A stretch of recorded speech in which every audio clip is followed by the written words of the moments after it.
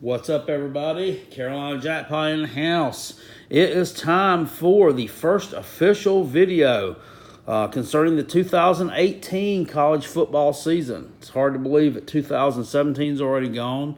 Bowl season's done, wrapped up. We have a national champion, all that good stuff. And I cannot wait until the 2018 season kicks off. As you remember last year, I was doing pick and prediction videos every week against the spread. Some weeks did really good. Some weeks just kind of bombed out. I picked some upsets, and some of my picks went the other way. I mean, that's just how it goes. I plan on doing all that again this year, and perhaps doing NFL games. I don't know if I'm totally all in on those or not, but I'm certainly exploring the possibility. So that'll give us something else to talk about. I saw something posted on Facebook today. It's 192 days until first college football, so still a ways off. But the 1st of March is right around the corner, and it'll be 6 months until the 1st of September and the official start of college football. Really doesn't seem like that, but that's what's up. Spring practice also right around the corner. So a lot of stuff can change. What I'm talking about today, or what I'll be talking about, I'm talking about some upsets that I see that could possibly happen during weeks 1 and 2 of the college football season. Well, spring practice is right around the corner, and so many guys now, the incoming freshmen, you got so many guys that are opting to enroll early. You have the early signing day stuff. National Signing Day in February is just not what it once was a few years ago. It's just not what it was. There are so many guys that have already made their mind up by then. You have the early signing period, and guys have already made their mind up. And a lot of these kids are already in school, already enrolled there by the time February rolls around. So it's not that big of a deal. But spring practice is. That can kind of separate some stuff out. You can see some of these guys coming in and making an immediate impact. Some of those 5 stars can come in and really give some of your incumbent starters a run for their money. We're going to see. It'll be interesting to see over at Clemson University if Kelly Bryant keeps a strong hold on the quarterback position. If Dabo Swinney holds true to what he's done over the years and leaves the person that's been there and paid their dues in and not started the talented freshman or true freshman. Sound like he did with Watson there for a little bit. I got Trevor Lawrence, 5-star, coming in. Many rate as the number 1 quarterback in the country out of this year's class. A lot of people rate Justin Fields that went to Georgia number 1. It just kind of depends on what recruiting service they're using as to who's picked there. But, we'll have that. We'll have coaching changes. Last year, who can forget Bob Stoops mysteriously stepping down and disappearing at Oklahoma right at the beginning of the summer. And Lincoln Riley taking over, one of the youngest coaches, not the youngest, in Division I, and leading them to the playoffs in his first year. I don't think anybody expected that. So there's a lot of things that can happen. Injuries will happen. Attrition will happen. There'll be the guys that quit, guys that get in trouble, get arrested, get their positions taken away from them, get moved from offense to defense, what have you. But there's just some things that I see, some games I see coming up that could be interesting and are worth looking at. So let's look into those real quick. And you have week 1 and week 2 listed here. Now, there's also a week 0, but this year there are no games of significance. Last year there were a few games, that were, there were a few games that were halfway worth watching the first week, which was like that last weekend of August. You had, South Florida was playing a nobody, San Jose State, and South Florida was highly thought of, and Stanford, I think. But this year it's not really good. There's like 3 games. It's Wyoming and somebody else. The weekend of 9/1 is when it starts off. You have Thursday, Friday, and Saturday games. You also have a Monday night game, Virginia Tech on the road against Florida State. That should be a good one. Florida State looking to looking to make a comeback this year, resurge with Willie Taggart. I think they will improve. I don't think that they're going to be in Independence Bowl again, but I don't think they're going to be in college playoff talks. But they should be maybe a 10-win team again. Let's look at these real quick. Some things that could happen here. Tennessee and West Virginia. Tennessee could beat West Virginia in Charlotte. That's the Belk College Kickoff Classic. Be the first game for Jeremy Pruitt taking over as the head coach at the University of Tennessee. A lot of people don't like Jeremy Pruitt. A lot of people think it's too immature to be a head coach. I kind of like the guy. I think he's coming out of that Nick Saban system. I think he's gonna instill a little bit of discipline and structure there at Tennessee. I think they kind of need some of that.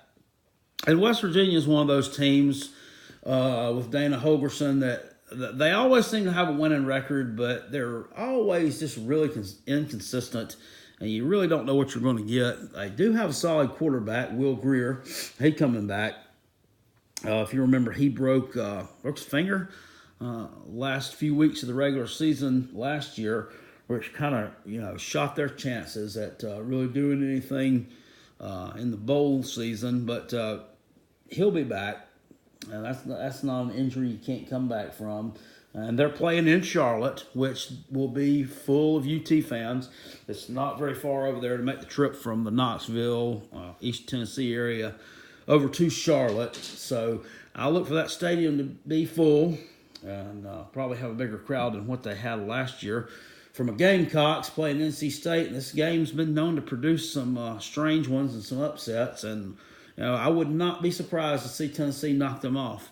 They got their quarterbacks, both of them. They kind of played a dual quarterback deal last year down the stretch. I'm sure that Pruitt will dial in and find one that he wants as a starter. You had, what was his name, Dormandy and Guantanaro, or I can't pronounce his name.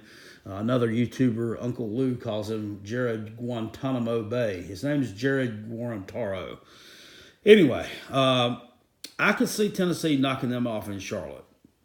UMass is playing Boston College. That game will be actually in Boston. Both teams are in the Boston area, but this will be at Boston College.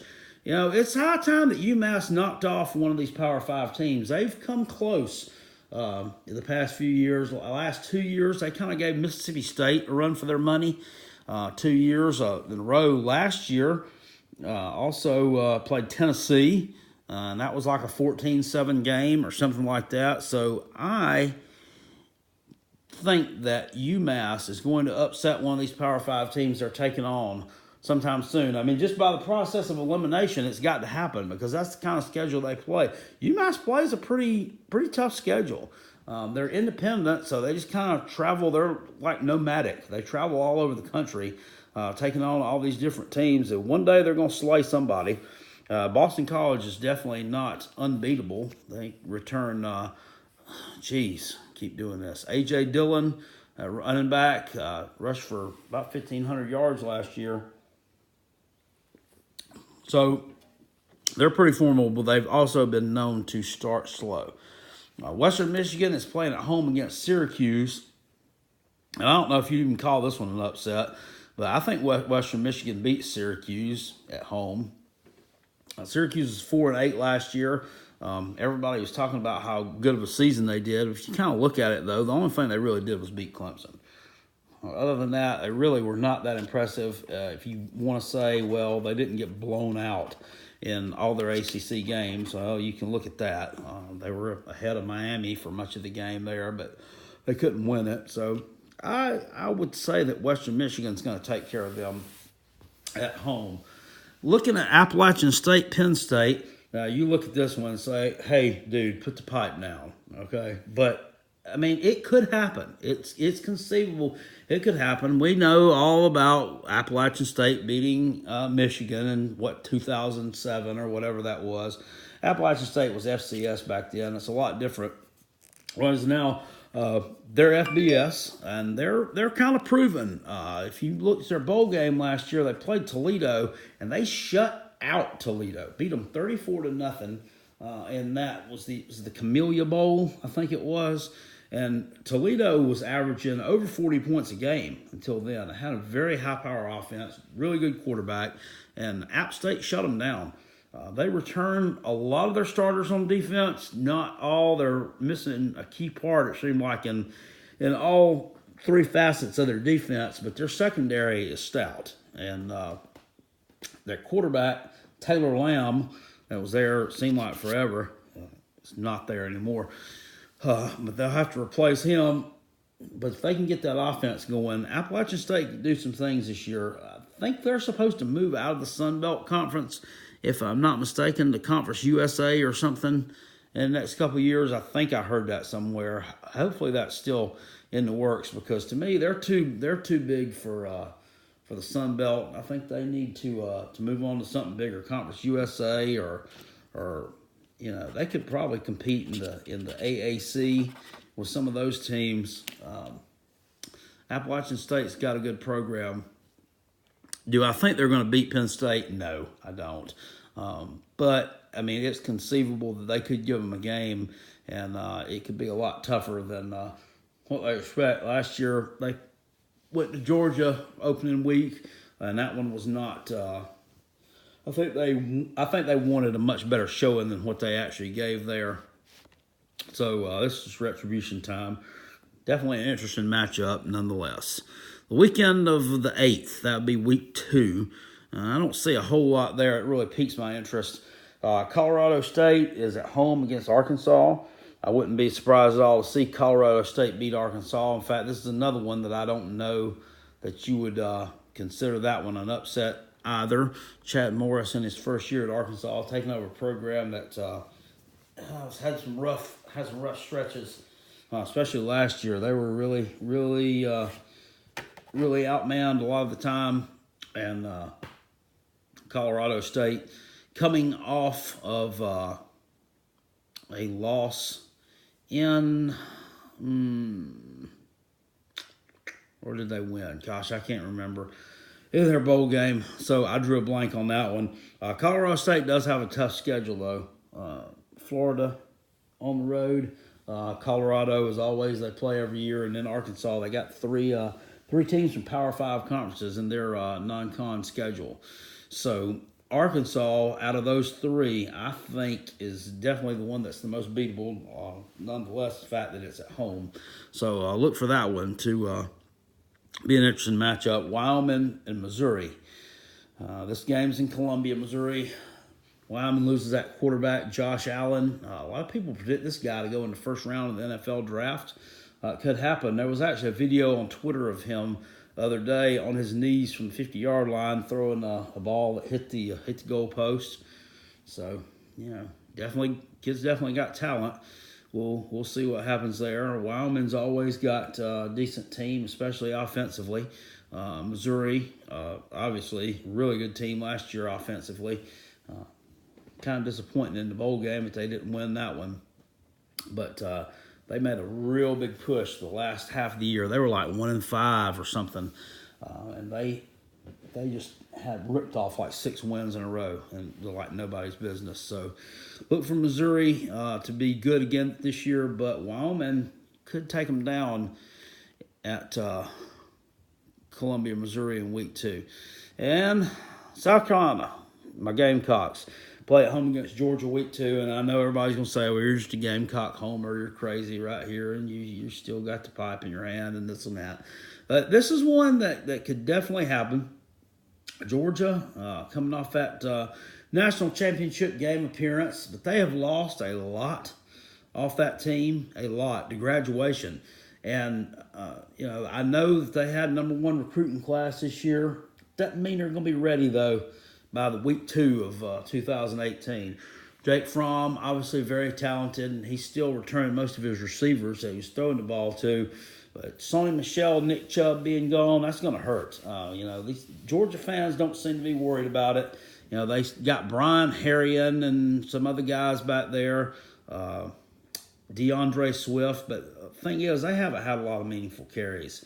And Carolina's defense, step up. And Deebo Samuel coming back again. We could have ourselves a ball game in Columbia on week 2. That's just what I see. Week 1, week 2, guys. Share your thoughts with me. See y'all later. Peace.